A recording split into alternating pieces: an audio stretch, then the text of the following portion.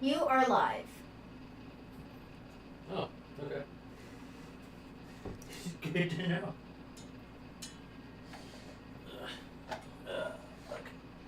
There we go.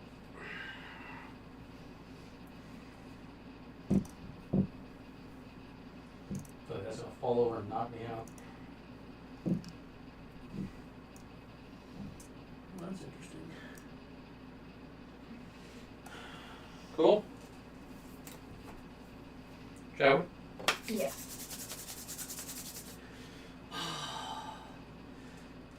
Nobody's here yet. No, I'm thirsty. Of course I was here. Well, I guess you can go get something to drink. I should probably grab a phone and check the audio.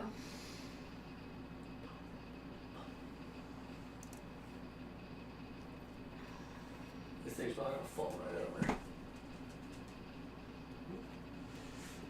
I don't know if you can get out. I got trapped. Oh.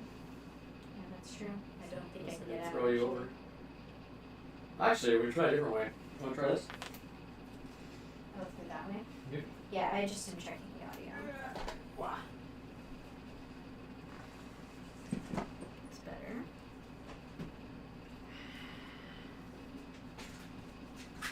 Oh, look at that. Trip.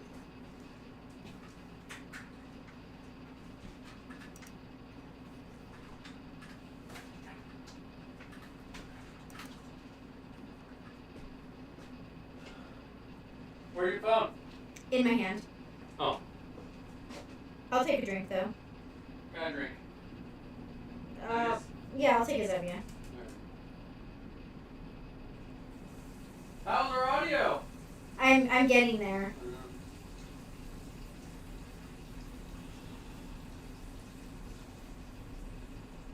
There's one viewer. Hell yeah.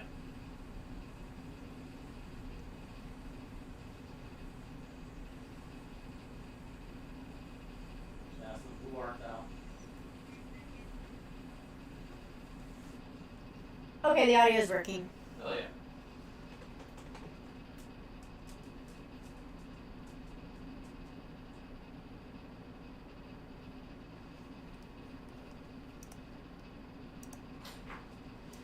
Alright, so you want Zevia? Yes, please. Alright. You want to say hi to the people? I haven't said so only subscribers, people who subscribe to the channel for at least 1 hour can comment. Oh. Since we always still occasionally have fucking weirdos show up and do weirdo stuff.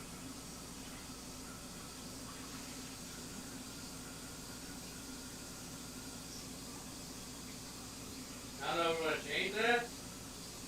You're live on air, Dave. Huh? You're live on air. I know. I don't care. Let them know. Fuck them. I like how you're worried. You're live, like I know.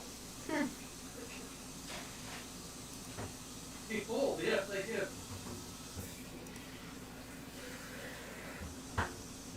Alright.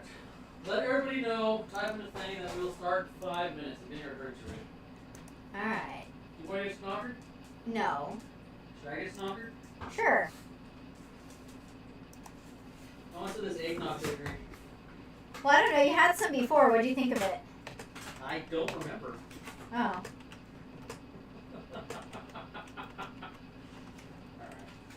Alright. I'm going to give you your cool mug, though. Oh, I'll just drink out of the can. Go, cool mug. I don't need a cold Cool mug. mug.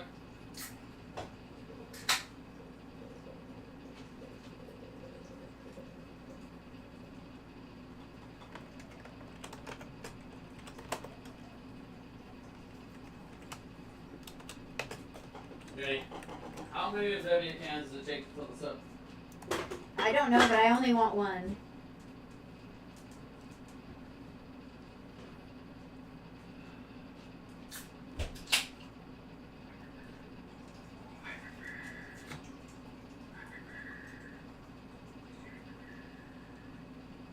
Alright, there we go.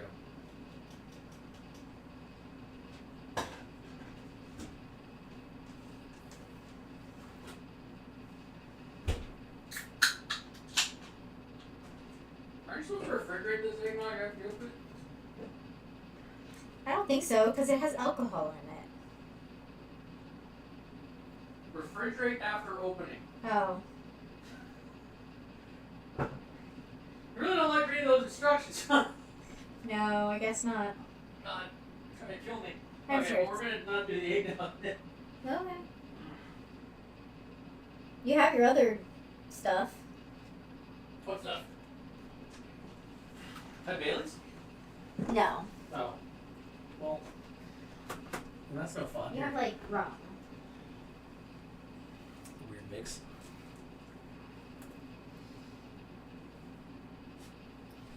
Are you getting through my trap? You got my phone right there? Alright, let's do this. Weird going this way. You're weird. Okay.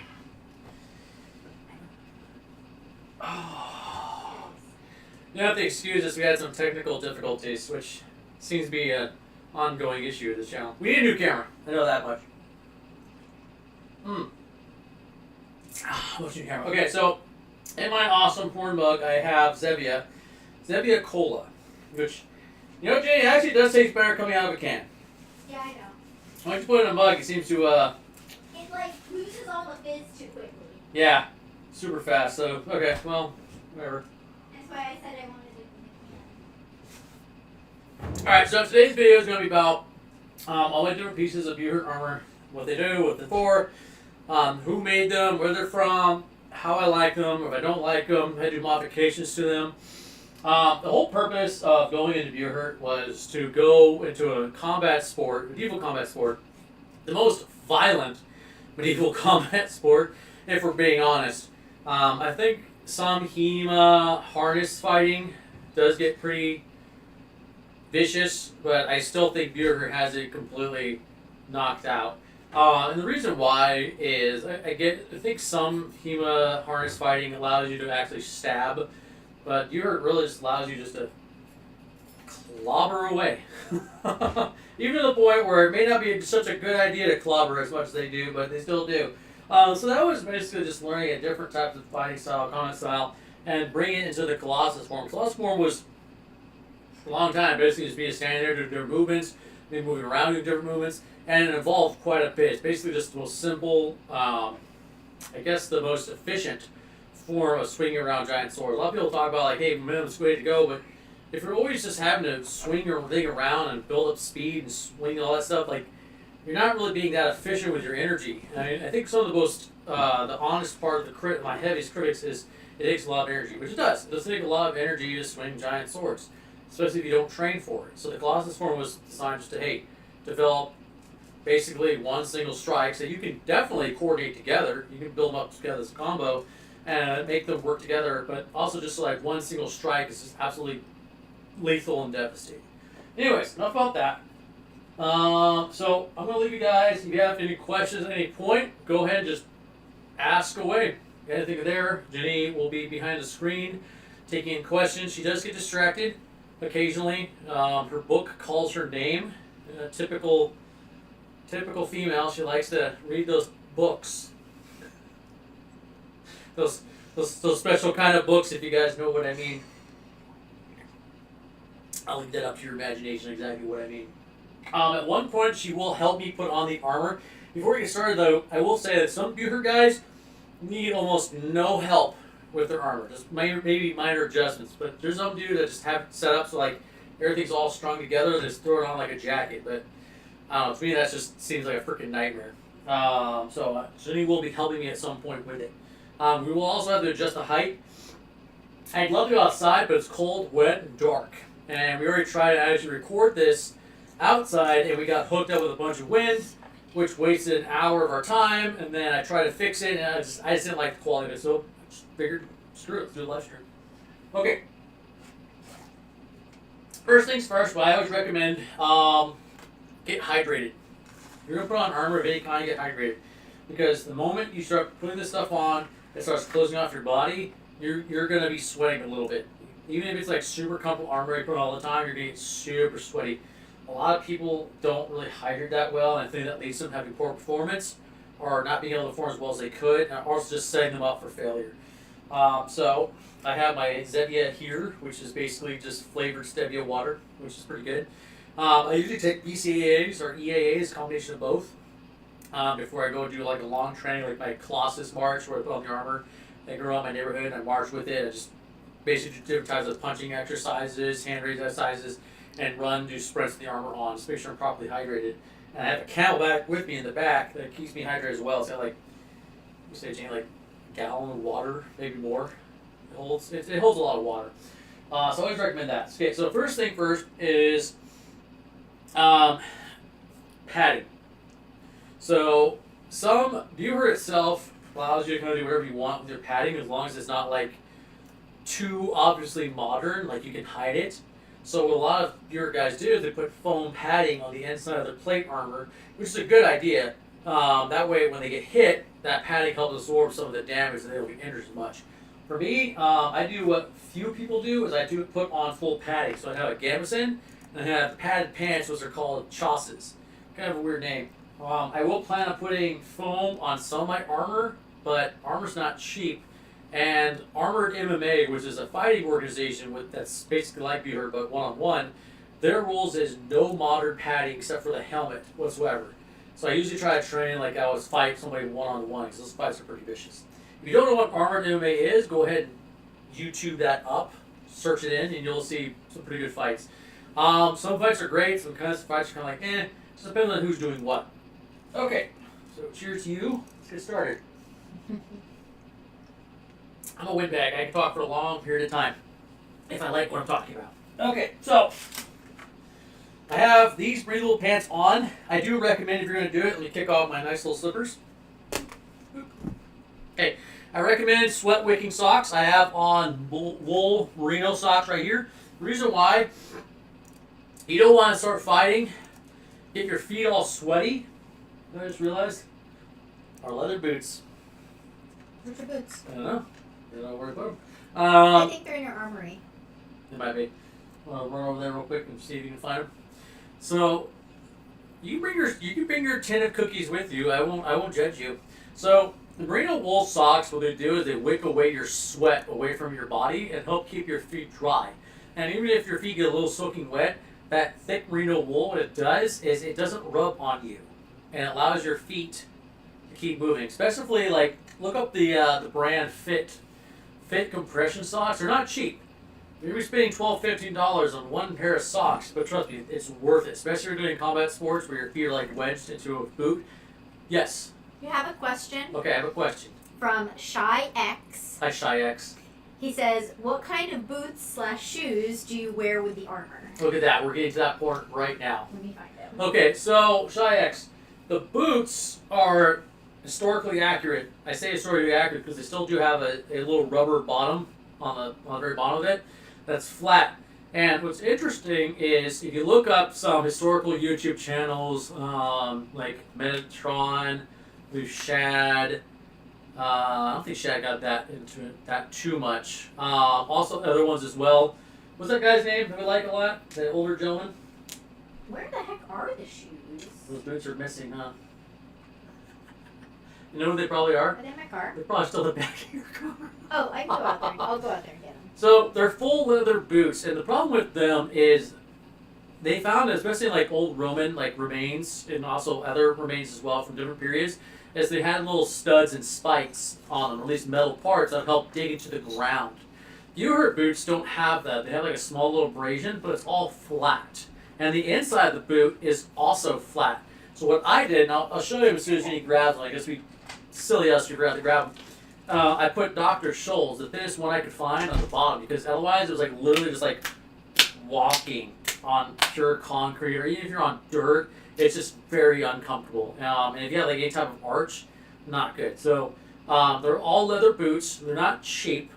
There's different people make them. Most Buhurt stuff is made in Ukraine. There's a couple of stuff made in Canada, and I think a few people on Facebook, United States, but it's really hard to find them. There's one company in India. I think they're HBC Armory. I can't say I don't recommend them, but I can't say I do recommend them either. I hear mixed things. They use stainless steel.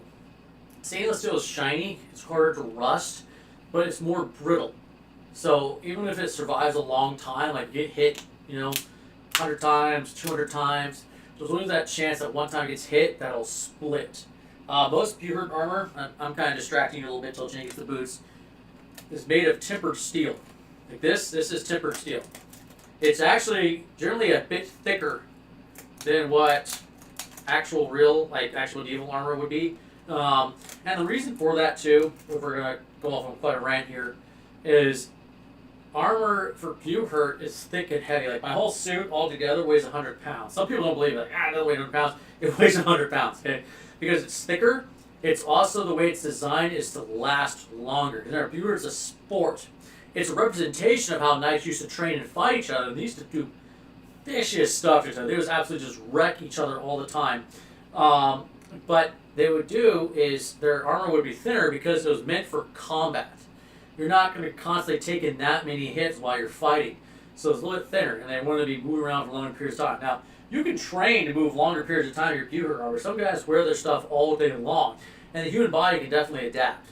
But generally speaking, they have it a lot thinner. It's also made of mild steel rather than hardened steel. All of ours, every piece is made of hardened steel. That way they just keep taking that abuse that hits over and over and over and over again and lasts. Because it was like medieval grade. Thank you. Appreciate that. Because it was medieval grade, it wouldn't last as long. Okay, so here's the boots. As you can see, they are leather.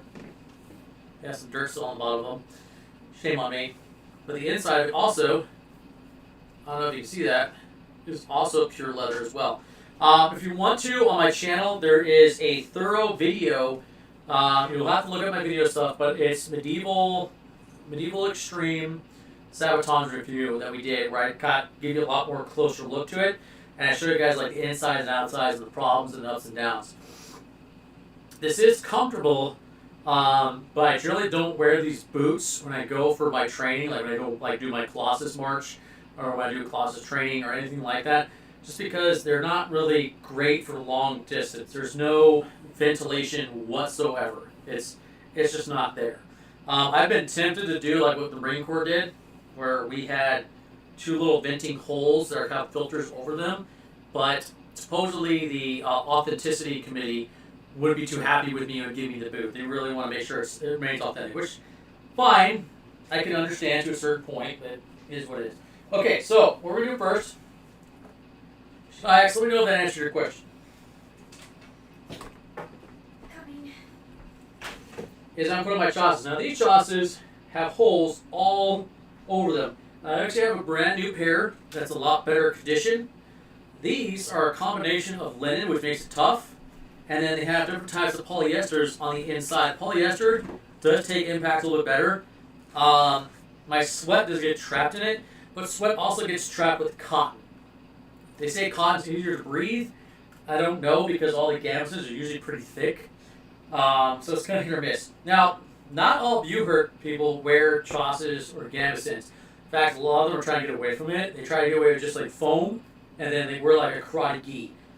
The only reason why I wear this still, one, because I'm not exactly trying to be like the Buhurt champion of all time, although I guess the way I freaking train, I might as well start working towards that, and I kind of am. They do it for authenticity purposes. I know, I get it. Like our modern gambesons are a lot thicker than what they had back then. At least some of them are thicker.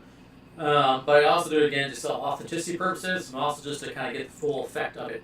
I also do it because I like the full coverage that it provides. The foam only covers the inside of the armor. It doesn't really cover like your gaps, like in your elbows, your sides, neck, basically like back of your legs, your knees.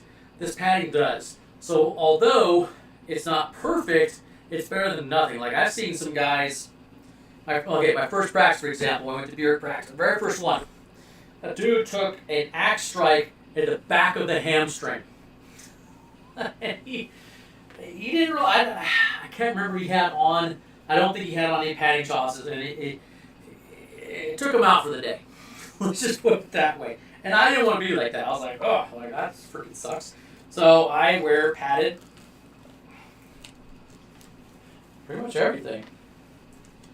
Pretty easy to put on. You can get this super cheap. I think I got this from, I think it was Age of Craft makes these. But I got it from Colt 15, and Colt 15 delivered it pretty fast. I would recommend get the ones that have the padding over your feet. because although it is illegal to hit people's feet in Buhurt, it can still happen, and you don't want it to accidentally destroy you. So here it is. So. All right. Shy-X has said some other things. See, that kind of hurts. Shy-X, it's not perfect. That's my fucking shin. But better than nothing. Okay, what's the question? Okay, so when you were talking about the boots, he said that's sweet. He said I'll have to take a look. And now he said, yeah, it did. I was wondering if the boots could be modified by a cobbler for more comfort and ventilation. And then he also just said, oomph, them hamstrings must have been wrecked. It was pretty jacked up. So, all Buhurt weapons. This is another reason why I also picked this. Because they're all blunted, you don't really have to hold back. Again, I'm not here to bash HEMA. Some HEMA weapons are sharp. I think some, but I do know they're allowed to thrust, but it's all blunted. So, the fear factor I don't think is always there. Because the weapons are not as heavy. Generally, I don't think they're as heavy. Which again, when I'm swinging around giant swords, I need heaviness to get going. But their tips are blunted so they can stab. So although it's annoying that you lost, the fear factor really isn't there. Like when you see most HEMA fighting the 1-on-1, not with armor, but with the padding, people aren't really getting messed up or hurt. And if you hurt, there's definitely a fear factor there that you can get hurt. So even guys that are all in armor, if you watch some of the videos, like this, the melee 5 versus 5s, you'll notice that the guys are kind of moving around a lot more, and they're forced to move around a lot more. Some of them, they do tank hits. And if you look at their Instagrams or whatever, or sometimes they don't show it, they'll like walk by the guys that are beating the crap out of them, and they'll show them like all the massive bruising that they got. They're like, yeah, bro, you guys did a great job. You can tell they're annoyed, but they try to play the tough guy with it. So I don't know, I kind of went off left field on that answer a little bit. But so going back on the cobbler question, yeah, actually we had to. So my left boot, I felt it immediately, the leather, because there's a seam. Hey, let me know if this can be seen or not. There's a seam I can see it. right here. And again, you can see it on that video. Ah, right there, I can see it. It's better on the video that I put out for you guys. Because what I want to do is I want to review all these different pieces. I just need to get around to doing it. That seam was poking out really bad, so I actually had to find a cobbler to have them modify it. And Jenny was there. The guy was annoyed with me because there was this part right on the heel that was sticking in, and I tried to let it break in at first, it just wasn't working. I tried heating it up directly, pushing in, wearing it, walking. It wasn't working. It wasn't breaking in. So I explained that to him. He's like, well, it's just the way leather is. I'm like, no. I had to argue with this damn cobbler. Finally, after a while, I had put his tire hand in there and feel the back of it. He's like, oh, okay, yeah. He's like, well, I can do something. And he did. He fixed it. It's still there a little bit. I might have to get another pair. But he did fix it mostly. And it's good enough to fight it. Like I said, and Buhurt guys, you're not really traveling that far. Do you think you would be able to get a cobbler to put some sort of insoles in them that made them more comfortable, though? Well, like I said earlier, I don't think you really need to. Just do go to Dr. Scholl's and find that, and find one that you like. Because again, this is your feet. You don't want to do this, start fighting, getting involved, and all of a sudden, oh man, my feet really start to hurt. That's why I always recommend break them in. Like, keep in mind, I've only been to like 3 practices on 3 different days. No, four practices, 4 different days. Some longer than others. And I did 1 tournament where I got my left knee almost completely blown out. Buhurt has not been kind to me. I've been... And then you wore them around all at the Renaissance Fair then? Yeah, I wore them around the Renaissance Fair all day long. Okay, so I did wear them for a long period of time and walk in them, and they're after that guy fixed them, they were perfect, they were fine. But you want to break them in. Just like mine. Mine used to be solid, beautiful, perfect leather. Now they're like all wrinkly and ugly. Use leather conditioner though. Use leather conditioner. It's the best stuff for it. Okay. So. I would think that if somebody wants to have insoles, though, they should take that into consideration when they do their measurements. Yes. So when you order the boots, Medieval Extreme, and again, this is how you know if you have somebody who's taking their stuff seriously. They will custom fit the boots to you, and they'll have you stand on a piece of paper, and you'll, have someone else. That way it's not twisted.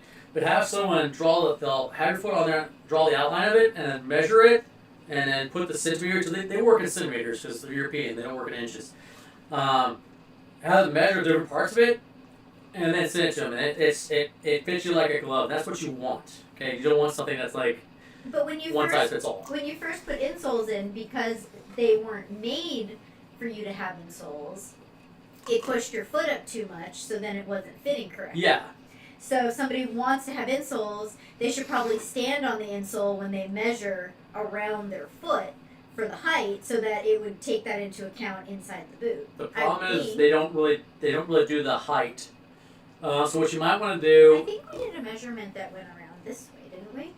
Oh, maybe we did. I think we did a measurement that like wrapped around your foot this way, like underneath and over. Okay, so Jenny Rob, I don't remember everything. So there was wrapping around the foot. So yeah, I do recommend doing the soles as well. And then just let them know that you're going to be putting soles in on the boot too. That way they're aware of it and they have it lifted up more.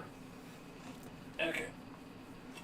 So yeah, I mean, but still, that part with the cobbler was still needed regardless.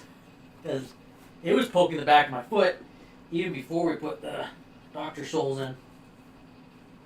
Okay, there we go. Okay, that's kind of it. You just put your foot in it. Like I said, I recommend merino wool socks, fit socks, FIT. They fit perfectly. And again, because you don't have any breathing room inside these boots, so you get all hot, nasty, and sweaty. Those thicker socks will be your friend. And there you go. Look, come up a little. Roll your chausses down.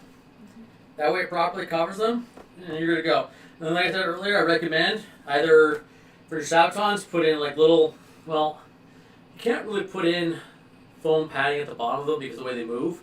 But just I haven't done it yet, so I'm a hypocrite. But I do recommend having a bit of padding right here, just because there's always a good chance someone's axe might come down and hit you right there. I need to get around to doing that, so you're aware. Okay, speaking of which, now for the sabotons. There you go.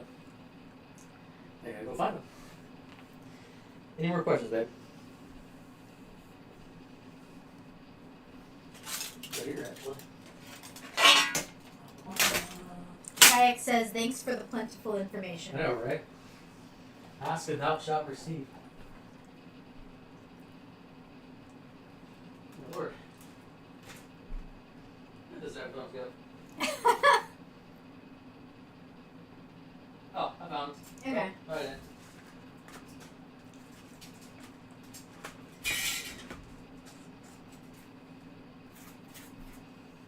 Weird.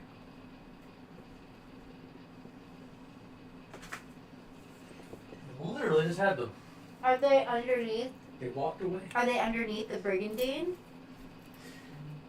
I don't think so. Nope. The brigandine did not eat them, I promise.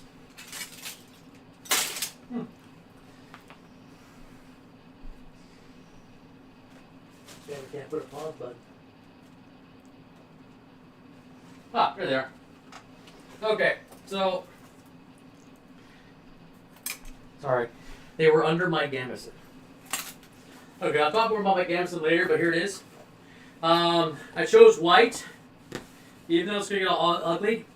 The reason why you want to do that is you're going to be fighting out in the sun a lot. So I know these pants are black. If they had white ones that were working better, I would have ordered them, but they didn't, so here they are. White is nice because the sun doesn't bake you as much. You're going to be baking with all this heavy metal on. You don't want to be baking with your gambeson. Again, a lot of people Buhurt are trying to get away from gambesons. I'm just trying to make my training at least as much historically accurate as I possibly can. At least when it comes to what was worn, whatnot. And again, I just like the fact that it covers all my different body parts. Okay. Sabatons are also important to make sure that they're custom fit to you. I got a cheap pair of Sabatons from one company. They came with my suit. They did not fit properly at all. They didn't move very well. It was not good quality. This is Medieval Extremes. It was not cheap. But it comes with all around foot protection, including that here little heel cup. It also protects you. Again, are you likely to get hit? Maybe not. But accidents happen. The last thing you want to do is have someone's axe handle, freaking pole arm handle, sword, whatever, just come in there and just give you a good old whack. That was going to suck. And it moves beautifully. They discontinued this model, unfortunately, but see how smooth that is? Nice and smooth. And once these are on, I barely notice they're there. So they do have little ties right here, 1, 2. We misplaced our ties, and generally speaking, they would tie in, oops, a little bit of tear there, tie in right on top of here, and go right around the top. Done. Beautiful. Actually, I think I see a piece of leather right here. I can use this to give you guys a better example.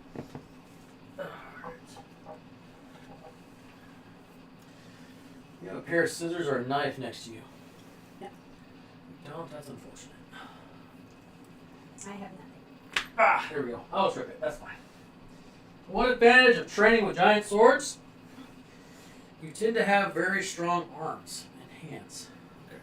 So this is a little thinner than what I would normally use, but it'll work. It's just fine. There we go. Move it through. Now you got a catfish on your feet. Catfish. Okay, so grab Sabaton, put it on top. What I'm going to do is I'm going to squeeze in added chausses in between my Sabatons and my boot. Again, just so I have that extra little layer of protection. Has a little side buckle.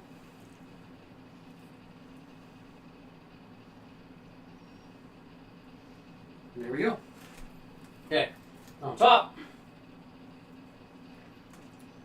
put the little strips through. Pull it up. And there we go. And what this does, keeps it from flopping all over the place. Double tie it. There we go. Easy peasy.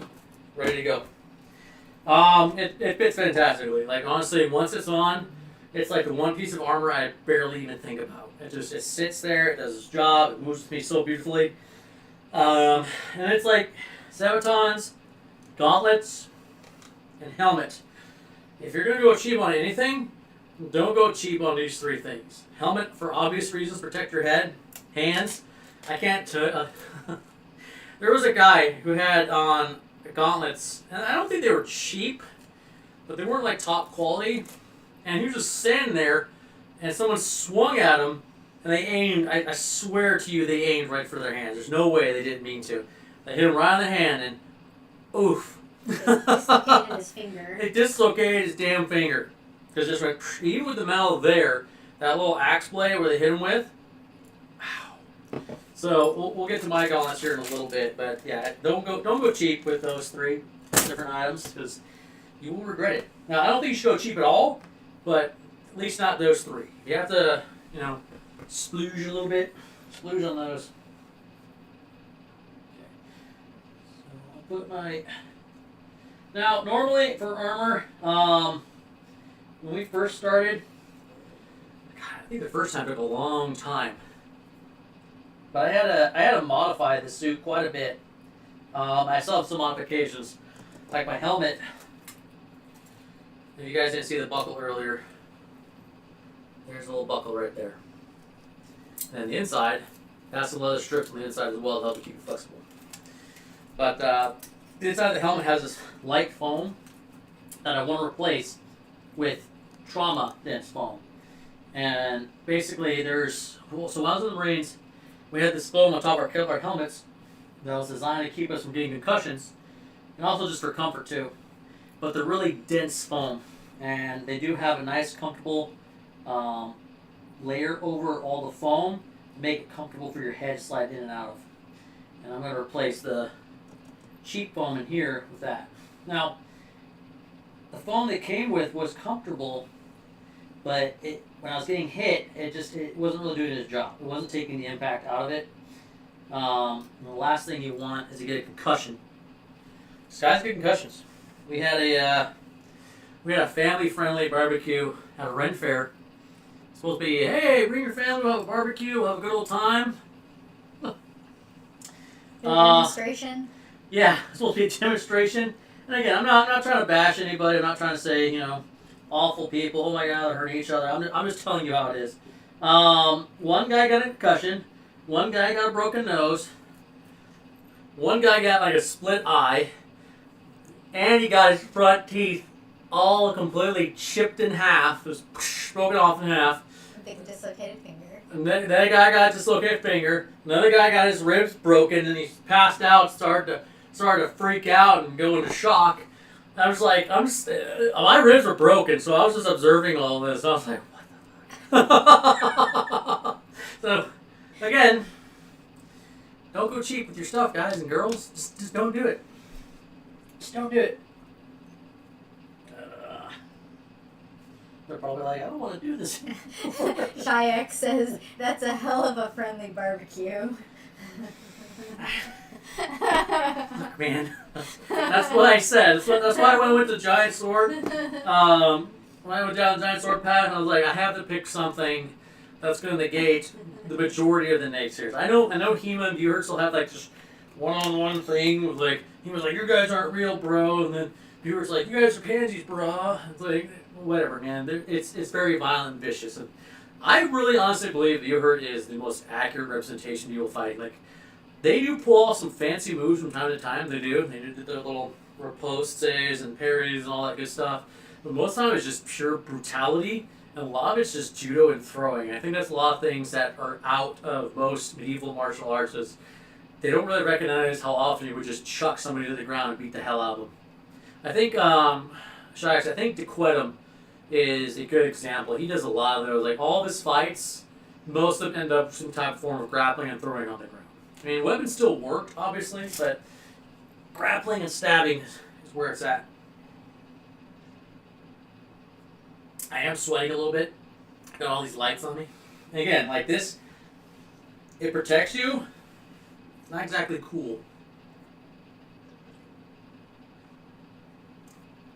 What I would recommend, if you have money and time, and it's something I've been thinking about doing, is get a lot of modern day padding. Get something like this. Remove all the inside layers just to have the linen. Maybe have 2 linens, and then just sew modern day padding on there, and then cover up with another layer of linen. And modern day padding, like the shock absorption ones, like you see on some of those football shirts and whatnot. And then you cover with linen. That way they can't say whether or not it's there. That's an idea I've been kicking around, and I might do that because although this padding is good, it's not the best. Foam is definitely better, but foam doesn't, at least it's not the kind of foam they use, doesn't breathe. That's why I recommend having one with little holes in it. And again, it's also not allowed in some pure martial arts committees. Okay, let's talk about that. Alright, so, greaves. Now, gauntlets made by Medieval Extreme. Sabatons made by Medieval Extreme. Helmet was made by Age of Craft. The rest, my loin cover, my super dongish looking loin guy, because I was wanting to be a smartass, also made by Medieval Extreme. Isn't it called a cod piece? It's called a cod piece, but my tassets, so I'll show you later, also made by Medieval Extreme. I don't know who made this titanium collar I'm borrowing, but it looks like the ones at Medieval Extreme. But Medieval Extreme is making me like a little feathered collar, which you need. Pretty much everything else is made by Helmet 2021. He did a good job, but there are lots of areas for improvement. And I trust him. He did a good job. The gauntlets he made for me, they're good, but they weren't fitting me properly. They weren't I didn't like the way they moved. So I still have them. I still let people use them to practice and whatnot. I might end up selling them. But one of them got damaged and is faulty. But he, with his own time and money, sent me a replacement gauntlet. So it's not that he's not bad. He's actually pretty good. He has some improvements to be made, and I'm going to be working with him to make certain improvements on the armor that I already have. Because I trust him. I trust him again to work with me and make improvements. Because, and again, it's not, yeah, not trying to bash him. A lot of this armor I got, I'm starting to also grow out of. This is my leg armor because I'm doing a lot more leg exercises, a lot more endurance exercises, and my legs are just growing, and these just aren't fitting as well as they used to. And I want to make sure that my armor fits me properly, because if it doesn't fit properly, if it fits too tight, and you get hit just right, a bad bruise could turn into a broken bone. You don't want that. Anyways, so here are the greaves. You'll notice that there's 2 holes in the front. I haven't utilized these. I just really haven't gotten around to doing it. But you could put a leather strap. I recommend 550 cord. I do recommend 550 cord, not really leather, because leather breaks very easily. I just haven't got. I think we have a roll that we're doing. Yeah, Gina and I are gonna start swapping out all my leather straps with 550 cord. They do allow 550 cord, and it's very tough. It's not as authentic, but who cares? It works great. So you put these holes, and what you can do is put them in the front of your coices, basically your upper leg armor, and have it kind of float around. For this suit, though, I didn't really need to do that, so I didn't really utilize them. So put them on top. I just slap it on. Make sure you're not pinching your josses in with them. There we go. Kind of work it a little bit. Slap on. So the version that the new version he's gonna make with me, it's gonna have some modifications to it. First modification is the lower part out here. It's gonna flare out more, which is gonna allow my legs to move. Right now, my legs move pretty decently, but it is a little stiff, and there's some slight rubbing on my leather buckles, which I don't want. So we're gonna have them flare out a little bit. We're also going to lower this strap here about an inch. That way the top of the legs, which I'll show you later, doesn't bite down. Because when I was doing my 3 miles endurance exercise with full armor on, sometimes it would get stuck here and it would lock. It was really freaking annoying. You are going to have to make modifications to your armor suit when you get it. Some of the more fancier high-end ones, and I'm talking about like, you're spending a lot of money. Some of those you won't have to, but most you're going to have to make some modifications to it. It's just, it just is the way it is. Like, I've had to do that with, I had an armor suit from Arm Street Armory. There also was a gentleman named Robert Stokewood. He made me a full suit. These are all mild steel, mind you, not Buhurt. When I was doing SCA, they made me suits. I had to modify all of them, so it's not, again, not bashing anybody, but you will have to modify your armor suit when you get it. If you never owned an armor suit, I would get advice from your Buhurt guys, or your Buhurt team. I didn't need to because I already owned several pieces of armor and I know how they should fit and how they should not fit. And there you go. Here are the greaves. All ready to go. So now,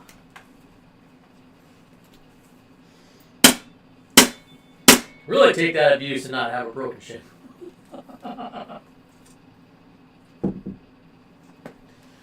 Okay, so now for the fun part.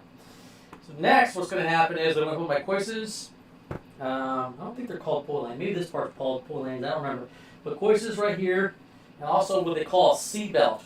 A C-belt takes all that weight of the legs off of the actual armor in your legs and puts it around your hip to keep them upright. Because the last thing you want to do is like sagging down and moving all over the place.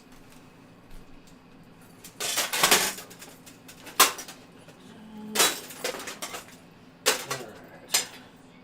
I don't know why I was getting messed up on this part, but I do.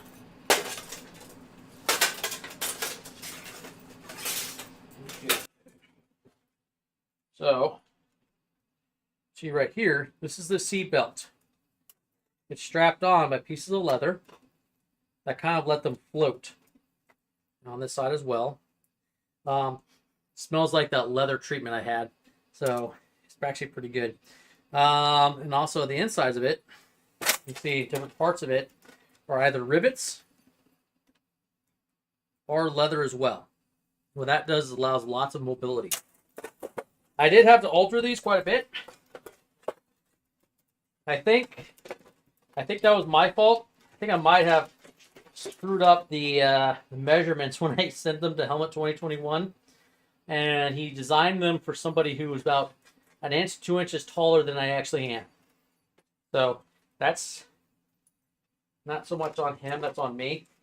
On you. But what we're doing the second round is he's going to send me pictures and we're going to make sure it's all done right. So we're going to communicate a lot more than we did the first. Now we did communicate a lot the first time, but the second time we're going to communicate that. Once I learn how to talk, communicate more. Okay, so this is pretty important right here, the seatbelt. Have a good seatbelt. Don't have a crappy seatbelt. Like I said, if you spend your money right the first time, you won't have to do it a second time.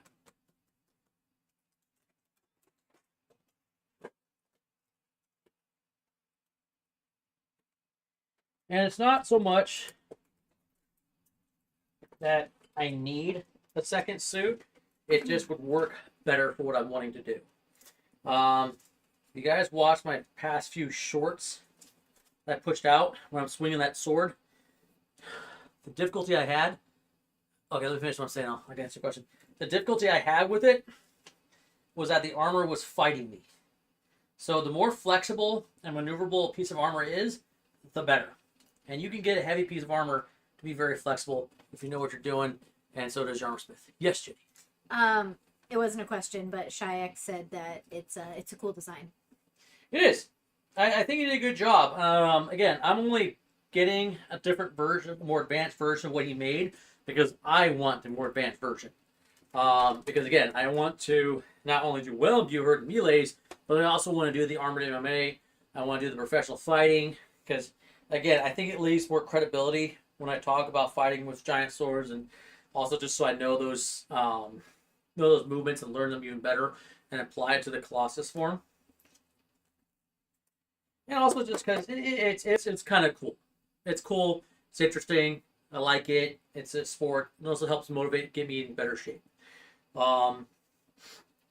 Training with giant swords is cool. It's nice. But mixing up a little every once in a while is also pretty cool too. So, strapped in. Now, the armor that he has, you can also tell I'm getting a little big. It's because the gambits, the chassis I have, they're starting to get eaten up by the armor more and more because of my leg grows. And also because some parts of it were kind of sharp on the inside. I did have to grind it down when I got it and fix it and clean it. And if you guys look close enough, you can see this part right here that's kind of been cut off that goes around the belt buckle. That's because when it wasn't cut off like that, it just was biting into it, destroying it. Again, I think that's my fault because we had a bit of a miscommunication. Again, Helmet 21's in Ukraine, I'm also here in the United States. I think something I said was misinterpreted as add an inch to all the measurements, not just add an inch to the width measurement. So realistically, my legs, before I made the alterations, would probably fit somebody a bit taller than me. So again, I'm gonna fix that. I'll take the hit for it. But it still works. I mean, still works. Still fought in it. It did just fine. It did its job.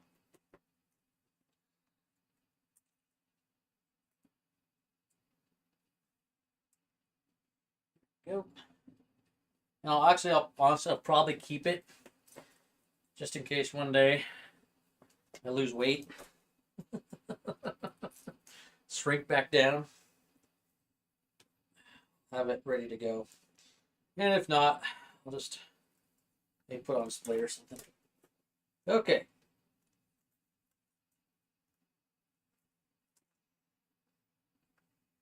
And there we go.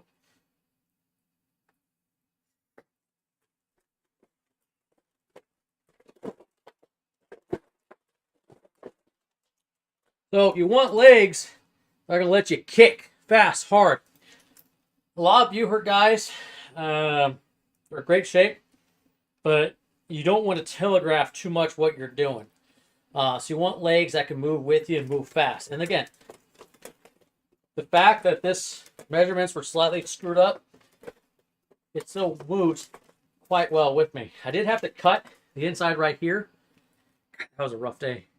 he had the metal pieces just go out a little too much, and they were like grinding, so I had to like kind of walk like this one day, and I was like, okay, I need to cut this. So When just, you were out on your like oh 2 yeah, mile walk. and as you can see, it was trying to eat away at my groin. I was like, yum yum yum yum yum. So I had to cut it right here and right here, and then smooth it out in order to make it fix. And it works just fine. I can do sprints in these. So what I did with him now is like, hey, instead of having it just be one stiff piece of steel, why don't we do overlap?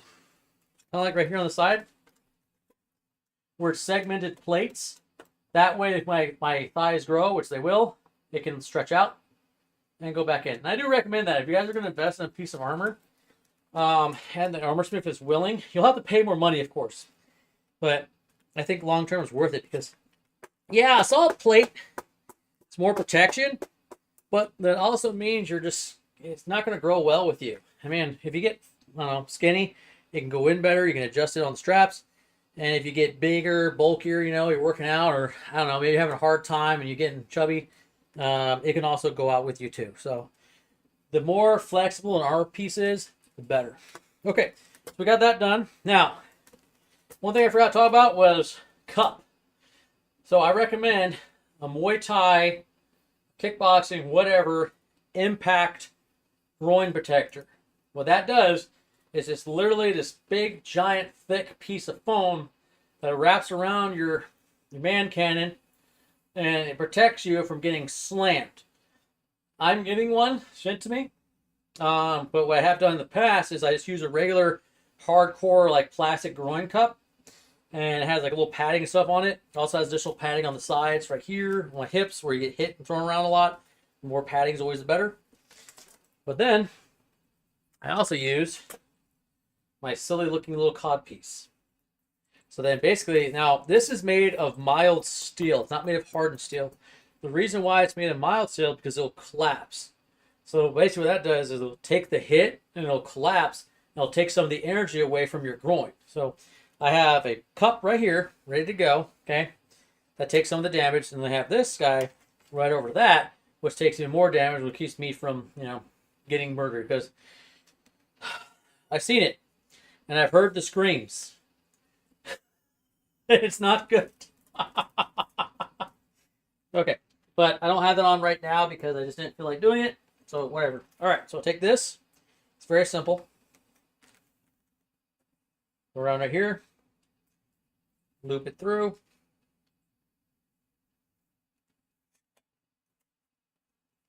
Oops. Bring it around. And there you go. I try to keep it a little loose. It still does its job. It's basically like wearing a medieval thong. If you're a chick who's hot, probably would look fantastic. If you're me, not so much. Anyways, there it is.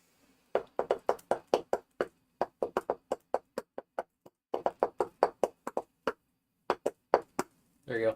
You can name that song. I'll give you a big thumbs up. All right. Anyways, so don't wear this by itself because yeah, it will help you from direct hits, but all the metal's gonna sink right into your groin area, and that's gonna suck. So just imagine I have on my proper cup and padded boxers, all that stuff. And preferably get the Muay Thai groin trauma pad because that will protect you even more. Okay. Now for the fun part. Jack says the generational trauma. Pretty much, man. Pretty much. Okay. Well, I didn't show these earlier. These are tassets. Tassets are basically a skirt. Now, I got this in a heartbeat because before my first tournament, I realized that although I have good leg armor and I had a good brigadine, it wasn't covering everything. Like I said, I've seen guys take hits in places you don't want to take hits. One of the places you don't want to take hits is your tailbone or your pelvis bones. You take a hit there with an axe, that's going to suck. I do recommend, however, this is fine. It does its job, but it's also limited, and it limits your flexibility. I do recommend a scale mail skirt. It'll help you move around a lot more. It also provides a lot more coverage. It's not going to be perfect, And these bigger plates do absorb damage better, but they also have a lot of gaps. I'll show it to me here in just a minute. So put it on. Make sure your butt's covered properly. Some guys in Buhurt, think of Buhurt like those sports at the very beginning, like old school boxing or old school MMA, right? Where like a lot of the rules weren't around. There's less eyes on. So people were always getting jacked up and hurt a lot, and there's also some shenanigans going on. So I've heard stories where teams that really wanted to win would put their opposing team into weird positions and then do what we call the gap hit. One such poor fool, I guess, like they had him in a clinch and he was like weird angle like this, and they got it uncovered enough to get a gap. Can't really see it too well here, and then they freaking hit him right there, except it was on his back, on his pelvis bone. Some guys are pricks. I'm not gonna lie to you guys. Buhurt's not like a lot of good people, but there's also those types that just don't care. They want to win, and they will screw you up if you don't go down. Is what it is. So for me, I like this one because it has solid plates. So even if you try to move it a little bit, the leg armor still kind of covers it. Even if I kind of bend over a little bit, still pretty well covered. Now, does that mean I'm completely invincible? No. But it does help out. And this is why I also go into my gambeson that I have and why I like my gambeson. So just for all, if we're going to put a pause to everything, is keep in mind, this is considered a lot of armor, even for Buhurt. Everybody has cod pieces.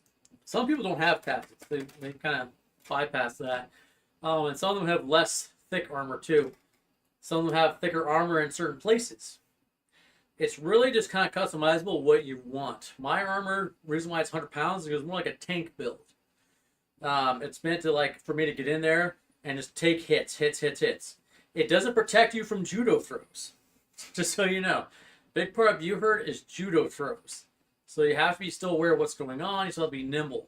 But also a big part of Buhurt where people take a lot of damage is strikes from the heavy weapons. The heavy axes, heavy pole arms, heavy swords. Heavy swords do exist. If you guys know Grant the Knight, he has this big old executioner sword, really thick, from Canadian Buhurt that was custom made for him. Getting hit with that thing would suck. It would hurt. My executioner sword right here.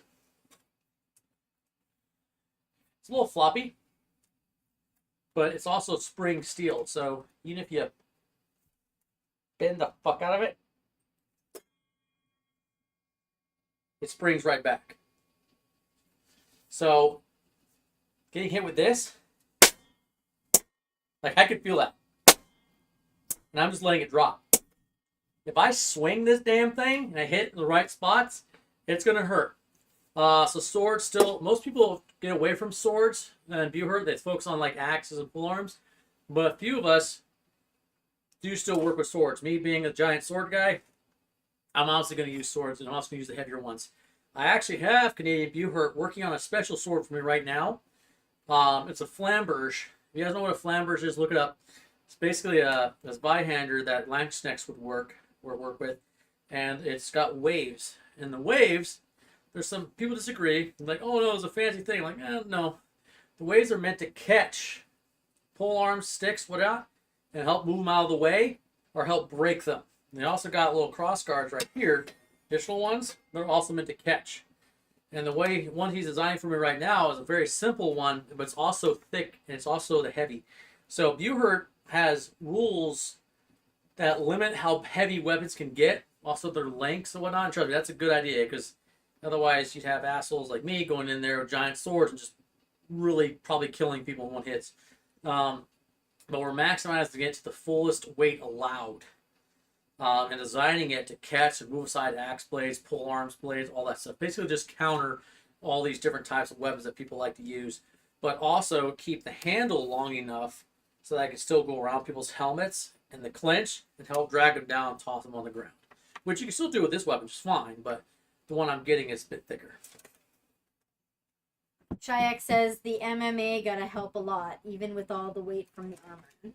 Yeah, I mean, it's like, so my first tournament, I was doing okay. We went against a team that is international. So the team I was with, there's some shenanigans going on. Surprise, surprise. Buhurt's political, just like every other sport. There's a lot of inner workings. Something happened that made it so that we were all just rookies on a team, going up against teams of fully experienced people that knew what they're doing. One team we went against was an international competitor, and they just beat the crap out of us.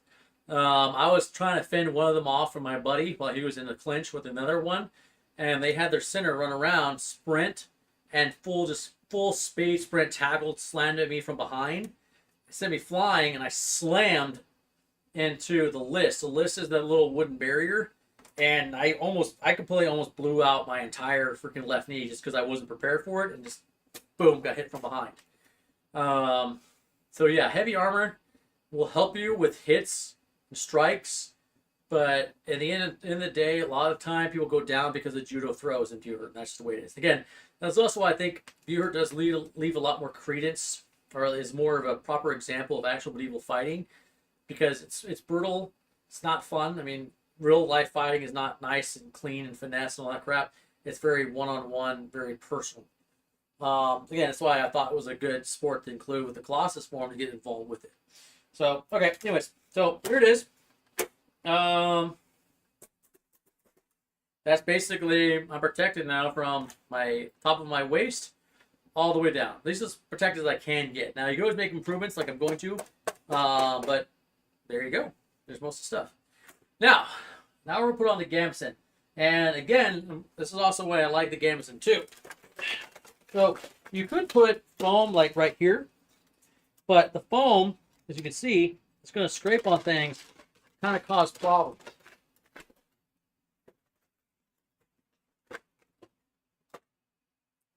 So with this gambeson, and normally I would wear a long sleeve shirt. They're in the wash right now, so don't have them all available. As you can see right now, my gambeson's long enough. It's not too ridiculously long, where I'm like barely able to. It look like I'm wearing a dress. I think I'm gonna raise the camera up a little bit. Okay.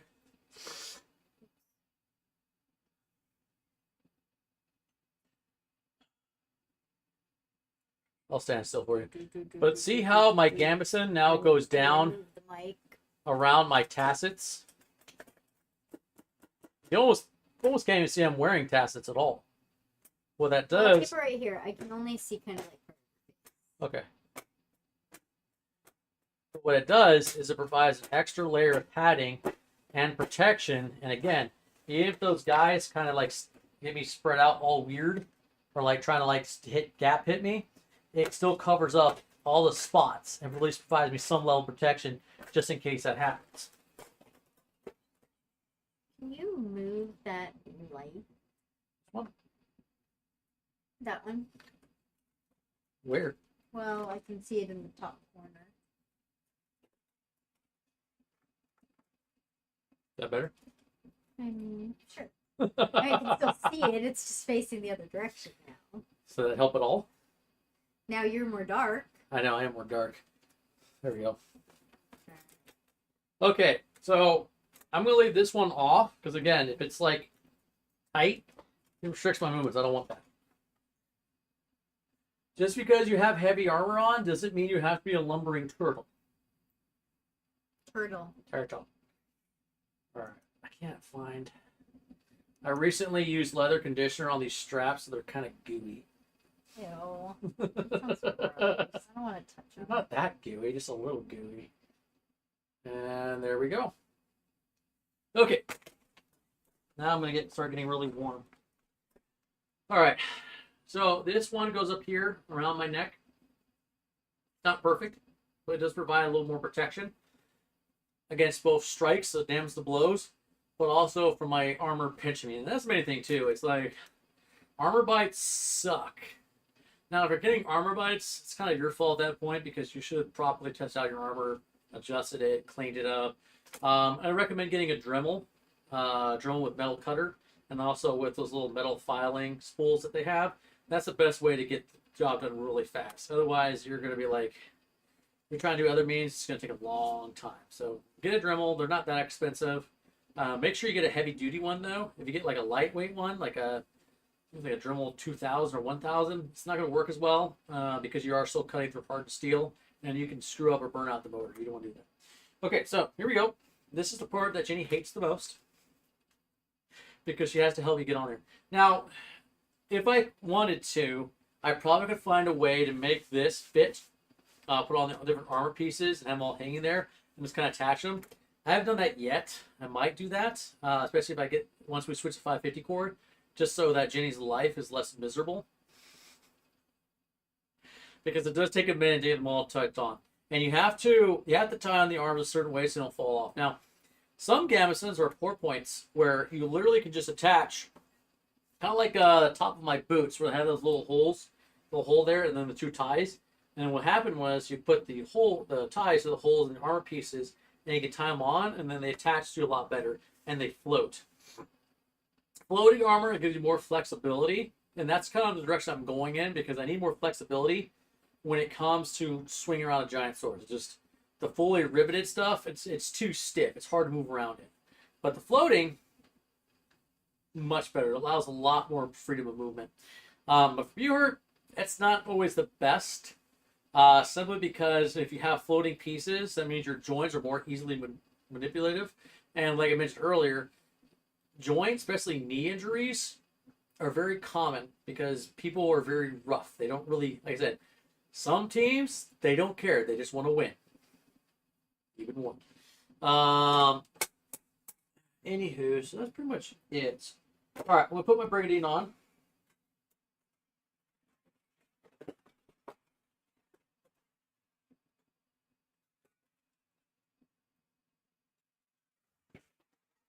Oh, sorry, I got ahead of myself. Okay, so Brigadine, literally a coat of plates. Now, some Brigadines, they have more sections than mine does. I'm being all weird and wonky. Okay, there we go. So these big barrel-like ribs right here on the sides. So they do make it hard to move. Not too bad. But because they're big and long like that, it also gives me more protection. So I have a full plate taking those hits and absorbing those hits throughout a bigger piece of metal rather than smaller pieces, which would probably dig in more. Now, you're not invulnerable. Like I said, I do have some adjustments I still need to make. Like I probably should put some padding up here, on the back right here, there, and probably on the sides right there as well. I'll get to that. Just, everything takes time. But yeah, you just throw this on. As such. Careful you don't pinch yourself. Or if someone's helping you, don't pinch them. There we go. It hurts getting your fingers cut. It does hurt getting your fingers caught in that stuff. Okay, again, this is also why it's nice to have a gamison, because I'm not getting pinched or bit to death with this damn thing. And some Brigadines, like this one, you can tell it's not the top of the line, but it does its job. Or at least it's done its job so far.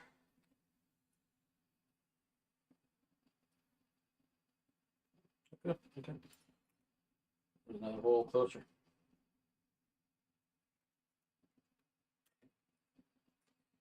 Normally I'd have Jenny help me put it on, but I can knock this out pretty quick. We will need Jenny in this next part though. So, like I mentioned earlier, some guys have had their kit set up in a way where they like throw it on the ground and then they lie on top of it. Oop, missed a hole.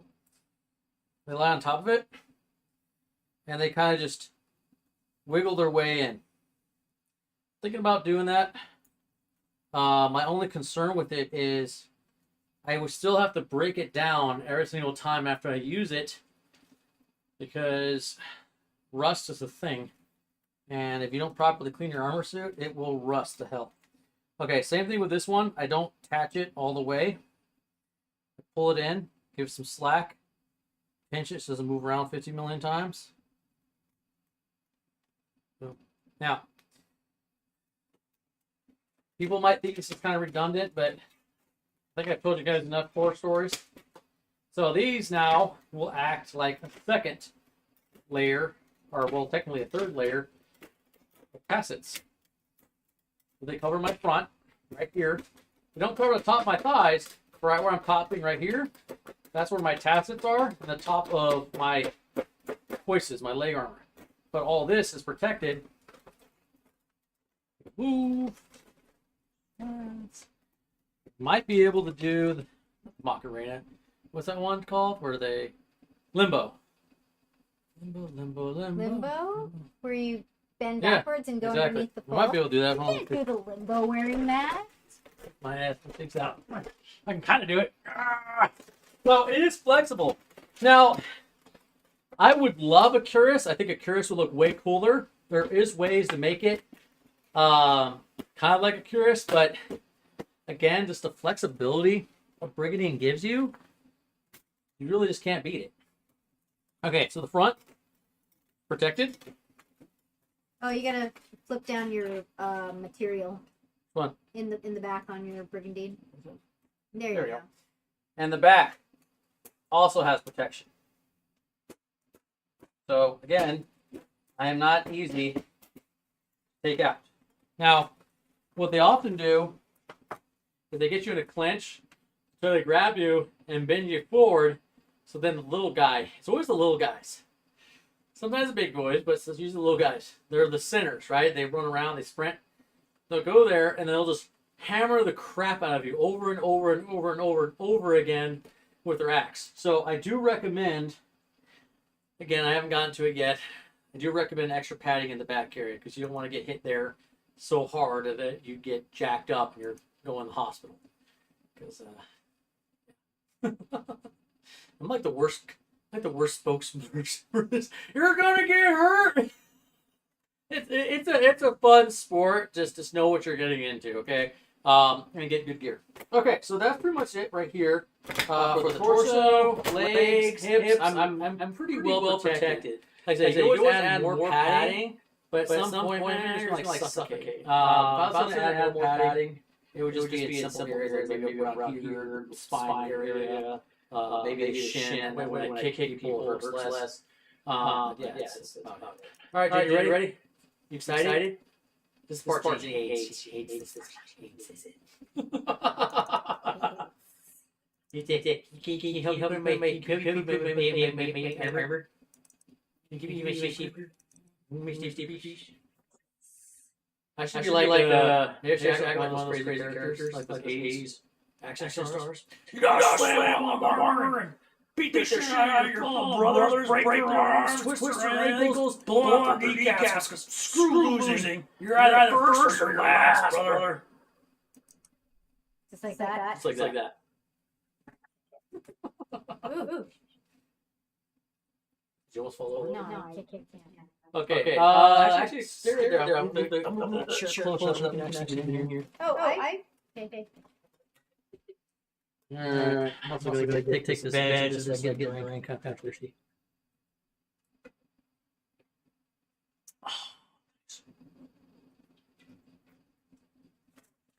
Alright. Right there. Okay. Yeah, good. Is that a good spot for you? I don't know. Yeah.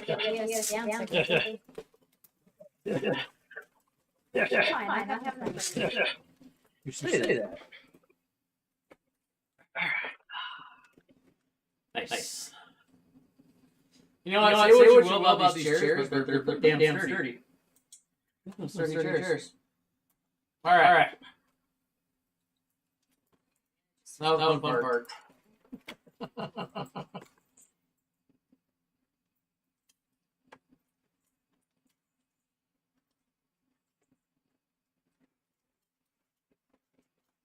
To be honest, like the guys and the teams I'm having with, they don't have somebody helping with them. They tend to struggle with this part for quite a while. Okay, so back brace first. I recommend grabbing this. Some guys actually do is they put it in a little leather strap, like kind of like a half glove. They sew it on.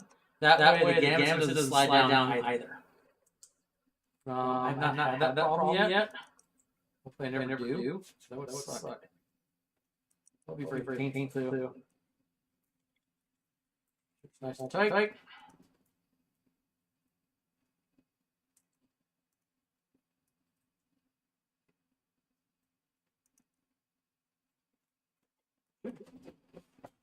And braces are on. You can see right now, Mario losing mobility. This barrel I now have on my chest is kind of hard around it. There we go.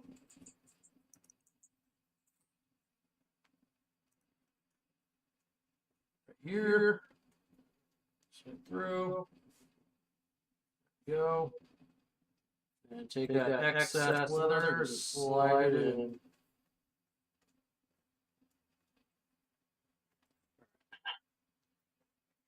Just push it in. There you go. Nice.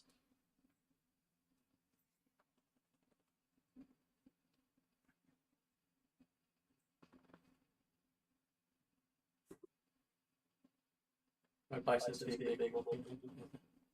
That one. That's one I always have that one. Is this number 3? No. I think I always have that on the third one.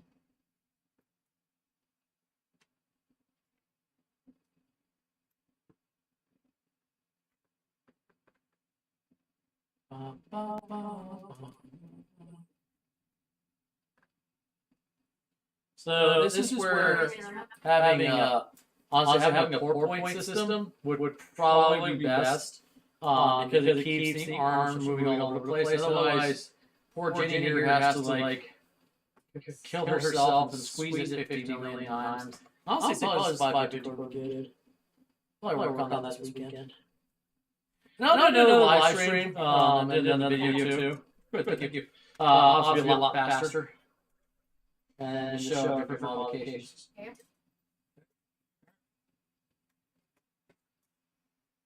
I want to see the inside real quick. It moved pretty good. I actually blocked a pull arm attack with one of these. It was my right side. I kind of just went like this, and then used the leaf right here. You see my arms? It's kind of a little mini shield. Because the guy was being clever. I had my shield on here, my shield, and then my little profile right here. He's like, oh, I'll just hit you from this side. And I was like, ah! Good fun. Built robbery. It's like a bunch of suckabass. Might be a few bolts loose.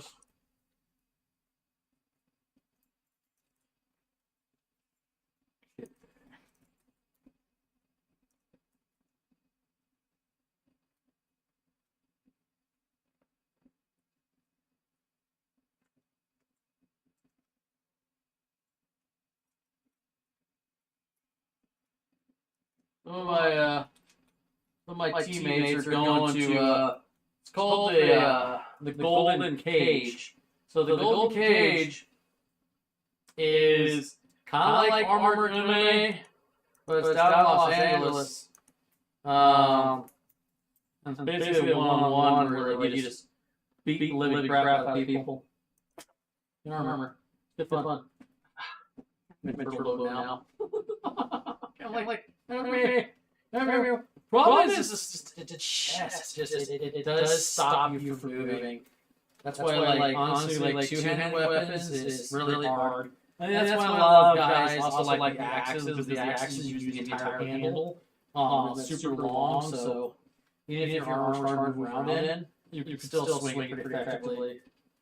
But I'm stubborn and determined, so you're going to learn to use those two-handed swords.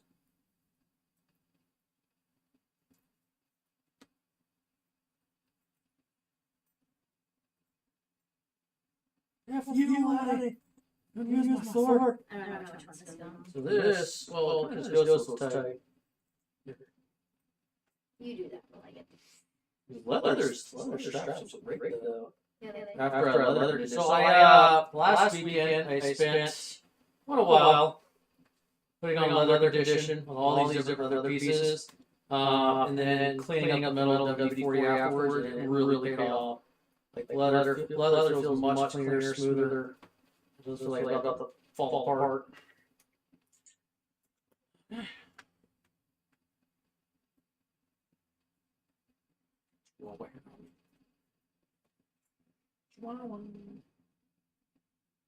That happens when you have a chihuahua.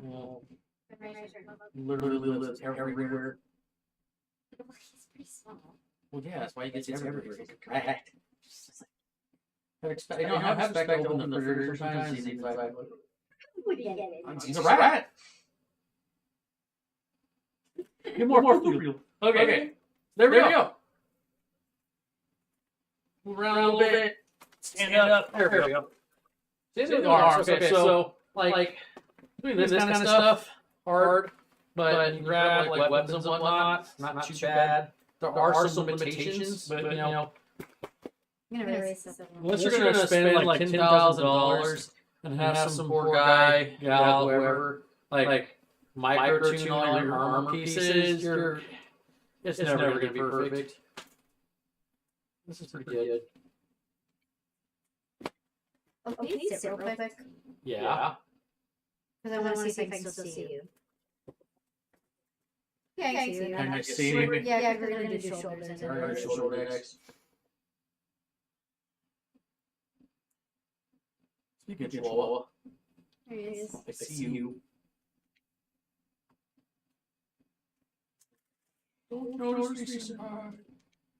Yep. No, I also had to adjust shoulders too. There was this really cool looking piece that would stick out and sway up. But it kept stabbing me in the neck and it kept stabbing my helmet and it was not helpful at all. Some guys wear their shoulders really low. That exposes their collarbone, exposes the top of the shoulder. And I'm not interested in injury, so I'll lose some mobility. So what I did was, I cut it off. I got the adrenaline, cut off those pieces that were jutting out, and they were important. But I mean, I got it worked just fine. And the shoulders moved perfectly. There's no issue with it. And I got the shoulders up higher. That way they cover my collarbone and also my shoulders well. And despite the fact that these are pretty big pauldrons, they don't really cause any loss, that big loss of ability like some pauldrons. Especially when I was in the SCA, they would get like stuck all the time. It's like underneath the breastplate, they would get stuck underneath that one lip, or move, or they get stuck back. These ones actually pretty good. And you show them the inside of that real quick. So, well, let's talk about mobility. Mobility is king, okay? If you're super speedy, like most armor things, super stiff, but if you can't move, you're screwed. So what this guy did, he had leather straps in the middle, holding it all together, but also had like floating pieces of rivet plates. These two plates are kind of like riveted together, but they also float with leather straps, and that is awesome. What that allows you to do is actually move. Yeah, kind of just crunch it together like that, like all this. That's what you want. Some of them, like, you see like SCA armor or cheap armor in general, they'll move, like this part will move, but this part right here, like upper balls, will be super stiff, they get stuck anywhere, it's freaking stuck. That right there, the crunch is, that's awesome. Can you see that? Yeah. Okay. Right, move that up. Yeah. That's I okay. dare you. Okay, any more questions? Nope.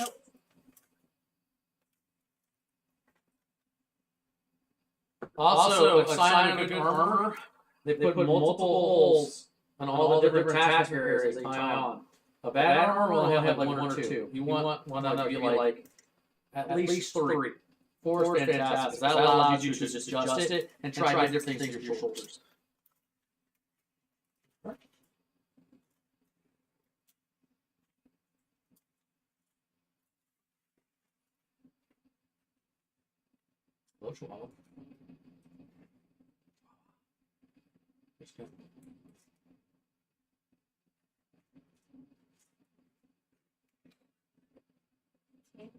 Lift up.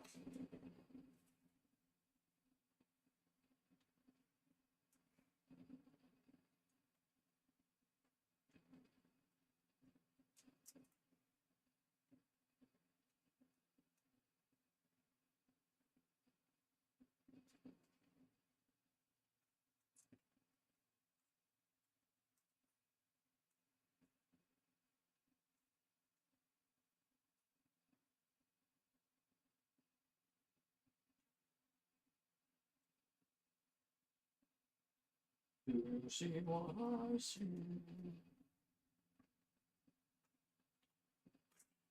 Okay. Ta-da! So,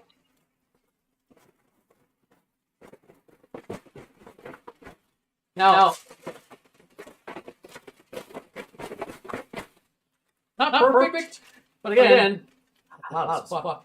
It's like clang, clang, clang, right here. And it moves really well, and it does what it's supposed to do. Now, if it was like, we're doing like chemo or something, or like a sport where we can stab, you definitely want to give me my armpit right here. However, I would just install rondels, and I would just have really good, good quality chainmail that would cover those gaps, and then just have nice decent padding. So not the end of the world. That would fix most of that problem. But yeah, it's fantastic. Now, it's interesting. So, one-handed weapons, shields, fantastic. Super easy with this stuff. What gets hard is when you go to two-handed. Like my friend Patron here. So I train with this one-handed. So I still do. I won't go too crazy because I'm in my house right now. I won't jack it up. It's still pretty good strikes. But if you do like half-ass ones, it'll do much damage. Two-handed, it's going to start getting harder. You're not really doing any type of fancy moves. You can, especially if you have a longer handle. You still switch back and forth, but it's already getting limited. So really, especially with Buhurt, a lot of it's just kind of like chopping. Chop type movements, boom, low. No fancy movements, Dean? Well, not as many. It's like if you want to do, there is dueling in Buhurt. The armor generally is just too thick for most of it. So you have to. But again, Buhurt don't allow stabbing. So I'm not saying that HEMA doesn't work. I'm saying that the different rule set this one a little odd, especially with swords. Without stabbing, it's kind of hard to really do a lot of damage. But again, it's not impossible. Brick falchions, they're okay. You have to hit certain places. Kind of grab it, pull someone down. The executioner sword, though, that's a different story. This thing's a beast. This thing's a beast. A lot more weight, a lot more impact.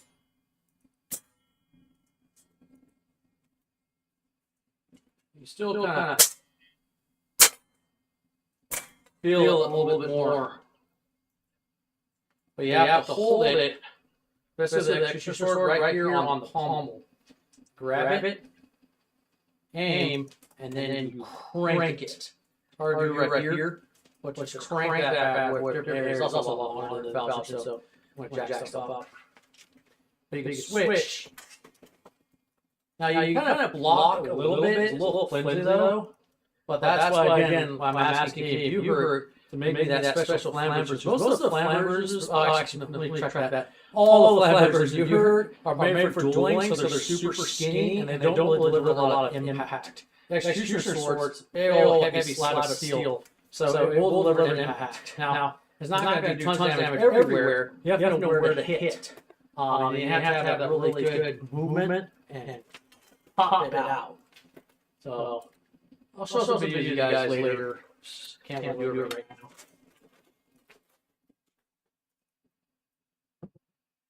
One thing I want to show is the punch shield. So punch shield, this is a fantastic piece of equipment. The only thing I'm sad about it is it's really hard, almost impossible. It is possible to switch it in the middle of the fight. So you slide your arm here, and you get right here. And what you have to do is you have to wear a shield mitten like this. So this isn't a regular gauntlet. You can't wear this just by itself. Okay? Because you can see there's all sorts of issues across the board. Your hand will get broken. But if you do, And it's ambidextrous. Wide your arm through here. Okay. And grab this. I sometimes need help, especially if I'm all armed up. But basically, you grab it. So you're good to go. And what you do, you block. Very light. Do this all day. Importantly, punch. I'm gonna take out that light. I might take out that light. The front of it, again, it's they're gonna feel it. they're gonna feel this. Now I do believe there are. I don't know there's weight limits, but I do know some individual tried to bring like a 10-pound round shield into the tournament, and the marshal said no. And thank God.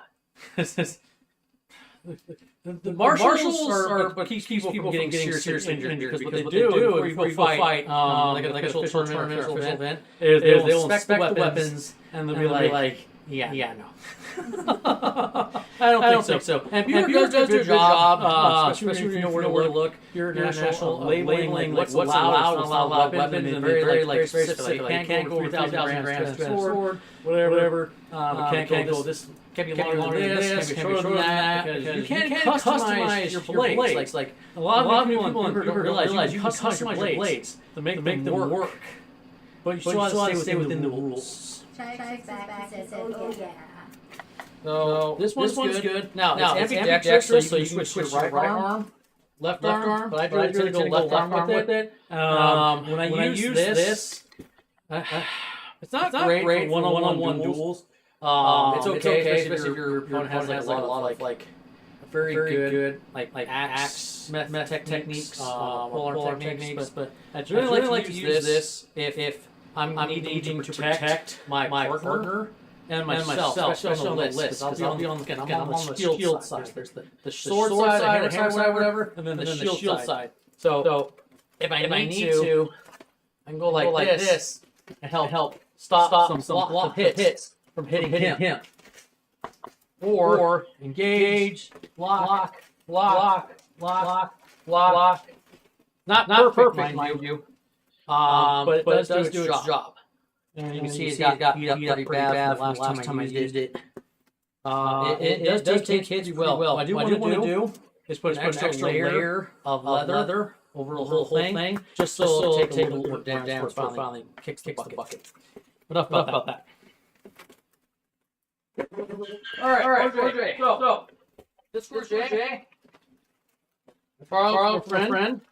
I've gotten bigger and bulkier. So it used to almost entirely close around my neck. Now it doesn't. This is made of titanium. The only piece of titanium I have. Titanium is lighter. Structurally, it's stronger, but doesn't hold much of an edge. It also because it's lighter, it doesn't absorb the impact from strikes. So a lot of people do hurt. They like to switch to titanium, but there's a trade-off. They'll feel the impact more. Now they balance that out with wearing foam, like I said earlier, like they attach foam to underneath all the plates, which again, hey, do what you do. It works for you. Works best. I just like steel because it's heavy, it's sturdier, it's impact better, and it's just a psychopath, I guess. Just want to carry lots of heavy weight. Okay, this on. And Jenny will help me fix it. It does move around, but as you can see, it doesn't really cover the front of my throat very well. So I do need a bigger piece. Want to hook me up, homie?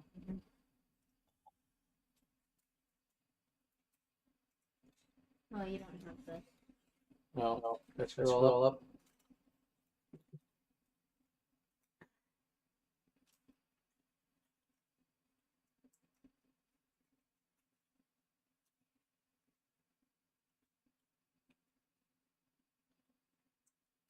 There you go. Feathers. There's my feathers.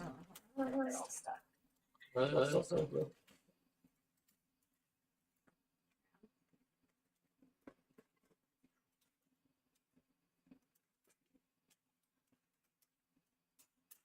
That'll be perfect. Honestly, if I was moving around fighting with this thing, it would work either. I would make, honestly, if it was mine, I'd make one more layer, just so they lie more on top of my shoulders. Same thing. The whole purpose of them is protect your neck. And also add additional layer of protection around the water area, because you get hit right there, it will injure and screw you up. Some people don't like them because they get in the way. Again, for me, less likely to get injured, the better. And also colors look cool, especially with the helmets on. I think this one is obviously a little too small for me. I gotta go bug Evil Extreme and be like, hey, you guys hurry up with mine, because I'm outgrowing this. As you can see, one of my throats too exposed. Okay. Well. Shall we get the belt on now? Yes. Now the helmet, that I can put on by myself, but there are chin straps and attachments that I do need Jenny's help with. So let her help me with the belt a little bit. Yeah, most of the stuff I probably do myself, but it's easier with a partner. I am sweating like a little pig with light. Start to see the shininess on you. No, I always put belt. Alright, so. Belt, this is. Sure. Pretty sure it goes this way. Use that flash.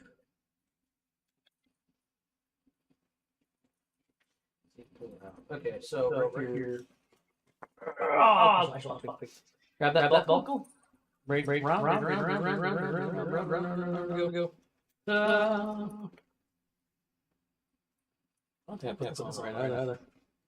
I looked at that memory. This is a weird store holder. Okay, I think I should flip it actually. So Buhurt, the rule is if you don't have a weapon, you can't attack. I've seen some people cheat and do some shady stuff. They'll still attack even without a weapon real quick. Like let's say there's like an axe guy that does like judo chops or judo throws. He'll like drop his axe and then judo throw somebody and then quickly grab his backup weapon. So if you see that, that's illegal. Well, have to have a weapon in your hand. But whatever, man. So what's to do? I need to flip this. Is your backup weapon goes right here? I need it better. Yeah. Like that. And you go in, you fight, and if you lose your two-handed weapon for whatever reason, or you fight, or if you continue fighting, pull it out. But I think I'm going to change this and make it more attainable. Where it is right now. Annoying. There it is. Okay. Let's get that helmet on. So little secret about my helmet. It's as everything else I always do. It's a mixed bag. So it's made by Craft. Thank you. It is a hound skull. The reason why I got it, you can see right here, because it doesn't really have a flat surface in the front. Blows just deflect off. Their blows just kind of deflect off. The Buhurt community hates this helmet. They absolutely hate it. Personally, I think it's because certain personalities that are popular in Buhurt just absolutely don't grab on because they're biased. They hate it. They say it's hard to breathe in, it's hard to see. It is hard to see, but you look at a lot of helmets in Buhurt, they're also hard to see. So there's really not much difference. Mine right here could use a few improvements. In fact, I want to reach out to Craft again to see where I can make improvements, or if I can make another visor that would have like maybe just one more square hole on the side so I can see a little better. But breathing, honestly, I don't think it's different than any other helmet I've ever worn. It has, unlike some hound skulls, which they have like this, all just no holes whatsoever, and then only holes on the other side. I think that's kind of silly. You need to breathe. I think these holes are good. They could be a little bit bigger. It could be like a mouthpiece right down here. So we're at right here. That thing would be perfect. Additional like square hole right here, and then this visor would be perfect. We're just fine. I also got it because again, part of my effort with the Colossus sword is to train with historically accurate armor as close as I can get to it. And I think the Hound Skull would be a smart one because if you're the dude with the giant sword, a lot of people will be shooting arrows at you. So you want to make sure you have something that's going to deflect majority of the arrows left away. If you guys look up Todd's workshop on YouTube, he actually has an arrow versus armor, and he has a Hound Skull on it. And a couple arrows do get through the slits, but it holds up extremely well. And you would get hurt with this flat area because you get punched a lot here. There's a lot of MMA boxing. It's not really going to punch me straight in the face. I mean, somebody could try to punch me on the nose, but realistically, I think that's just going to deflect, and it's just going to mess them up more. This is not going to be working very well. Sides of the head, yeah, sure, but that's all helmets. Anyways, also what I did was, with Age of Craft, my visor outside here, I asked them to make these neck plates in the front movable. They had them locked. I was like, that's not a good idea. I'm not going to be able to head at all. So I asked them, make the float flex. This one came off. One of the last fights I did. So we had it secure, but broke off. I need to fix it, but basically off the back. Also flexes and moves. The inside of it has a sports liner with foaming that I need to, again, like I said at the beginning of this video, I need to replace. I need to get like better trauma impact padding or foam. That way it absorbs much better. Because otherwise, I'm going to get a concussion. Okay, let's put that bad boy on. It has multiple straps. I do think Age of Craft got put in the Simon strap. What the Simon strap is a strap that goes the back of your head, or back of your back. You can see it. And it locks your helmet in. You can't see it anymore with your collar on. No?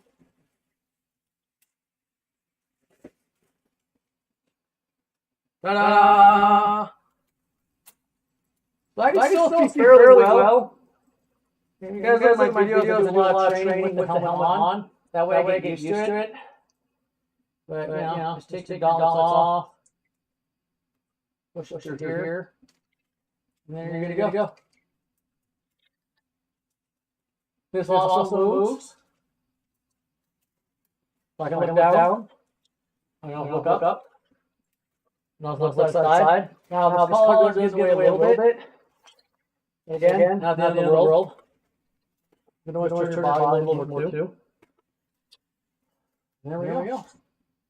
And all these loose straps right here basically go under my chin. Okay, let's get the gauntlets on. He fixes this belt buckle grabbing my ear again. Thank you. Oh, okay. So annoying. So what we do is... Oh, okay. That's not what it looked like to me. Oh, well, it's going to be.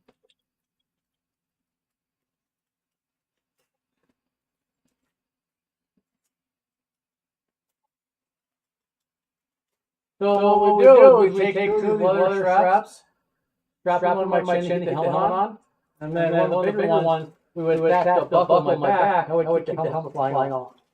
Last but not least, the gauntlets. So these gauntlets are called Fitz Fury. They're from medieval strength. They do have padding on the inside. Not the best, but still comfortable. And then they're designed. You see the slightly fluted? To take direct impacts. Now, these, they don't open as wide as Helmet 2021s do, but that's fine because they're very comfortable. And they allow me to grip and feel the weapon. Now, the open palm is like European style. The issue with that is, if I was to grab someone's weapon or something like that, and they yank it out, I could get splinters, but I'm not too worried about that.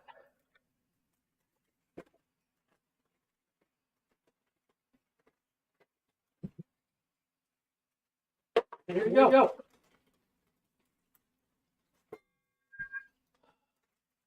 Basically, 100 pounds of Buhurt armor ready to go. It does get a little stiffling if you're like inside somewhere and there's like no current or airflow.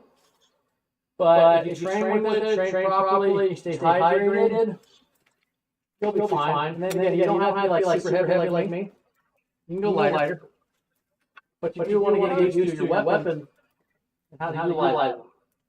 So right here, You're knocking over the lamp. What's up? You're knocking over the lamp. Good. Cruise lamp. Like that earlier with the executioner sword. You want to grab that pommel. You can use it to help break it, and then have your other hand right here, and then train yourself to be ambidextrous. Way you can crank that stuff out. Kind of hard to do right now. Not always having a sword right here. Yeah. There you guys go. Any more questions before I kick off? I think we've been on for a while now. Yeah. An hour and 46 minutes. Hell yeah. So normally this takes a lot faster to take off and on. Cool.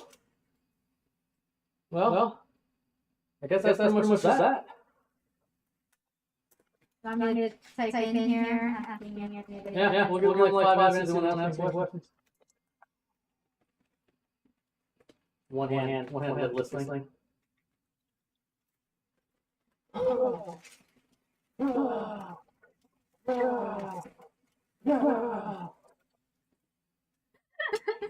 Just go on the warpath. So now that you're wearing all this, are you going to go do a workout? I don't know, should I? Probably. Why? Because you just put it all on. Might as well go away. It might be raining. Probably raining, bro. You go to the gym, though.